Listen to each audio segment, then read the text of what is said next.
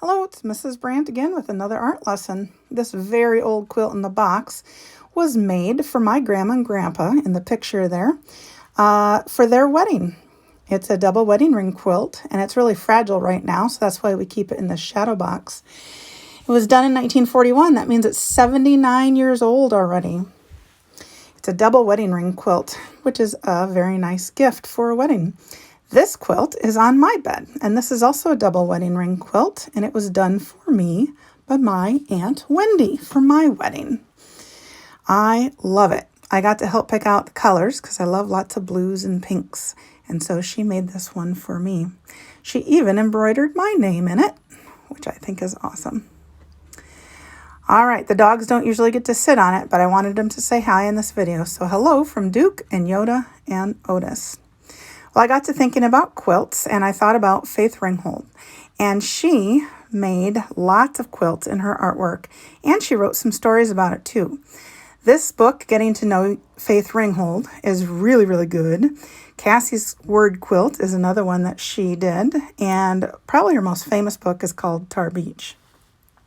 Now, quilts are, of course, functional.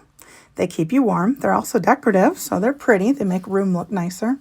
But they can also tell a story, as you can see in Faith Ringgold's art.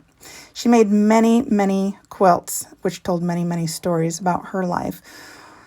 So I want you to think about, in this lesson, I want you to watch the other videos that I'm going to attach with this. One is a story about Tar Beach, read by the artist herself. The other is a cute cartoon video about Faith Ringgold herself, and they're both really good. Once you've watched them, please think about a way you could make a story quilt about something that has happened in your life. What would you tell about? Next, make your story quilt. Now, I don't expect you to sew a quilt for me or anything, but you could draw it or paint it. You could use sidewalk chalk, or you could use toys or action figures and arrange them to tell a story. However you decide to do this artwork, make sure you send a picture of it back to me.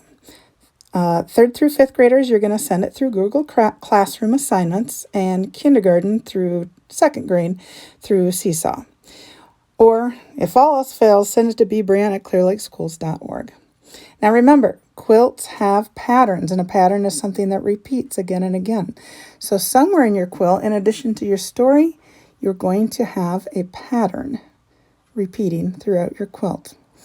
Basically, when it comes to art, I really just want you to be creative and have fun. Enjoy the rest of the examples of Faith Ringgold's story quilts. Tell me what you think when you send me your picture of your quilty idea. Be creative. Have fun.